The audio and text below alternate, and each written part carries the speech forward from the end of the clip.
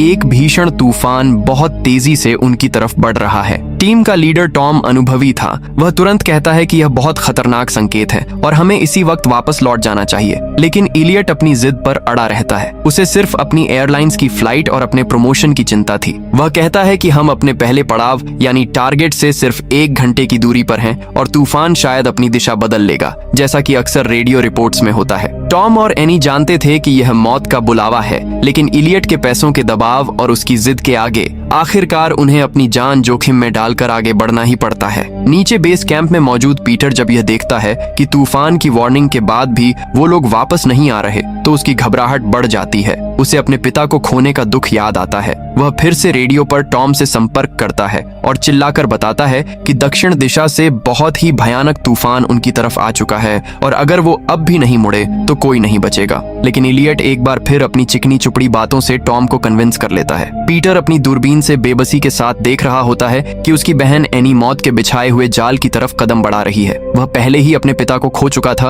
और अब वह अपनी बहन को किसी भी कीमत पर खोना नहीं चाहता था। तभी ऊपर पहाड़ पर कुदरत का असली तांडव शुरू हो जाता है। अचानक एक भीषण बर्फानी तूफान आ जाता है। बर्फ की मोटी चादर और हड्डियों को गला देने वाली ठंड के बीच ये पांचों लोग बहुत मुश्किल से आगे बढ़ रहे होते हैं। तभी अचानक एनी के पैरों के नीचे से बर्फ की एक बहुत बड़ी सतह खिसक जाती है और वह 2 चट्टानों के बीच बनी एक बहुत गहरी खाई में गिरने लगती है। क्योंकि ये सभी एक ही रस्सी से बंधे हुए थे, एनी के गिरने के साथ साथ बाकी लोग भी नीचे की तरफ खींचने लगते हैं। लेकिन किस्मत से जब एनी सतह से थोड़ा ही ऊपर लटक रही होती है, तभी उसकी रस्सी एक नुकीले पत्थर में फंस जाती है और अगले ही पल वह रस्सी बीच से टूट जाती है। एनी उस गहरी खाई में सुरक्षित गिर जाती है, लेकिन अब वह वहां कैद हो चुकी थी। ऊपर मौजूद बाकी चारों लोग भी इस तूफान की चपेट में आकर इधर उधर बिखर जाते हैं। तभी ऊपर से बर्फ का एक विशाल सैलाब यानी एवलांच आता है और पूरी टीम की तरफ मौत बनकर बढ़ने लगता है। इसकी चपेट में आकर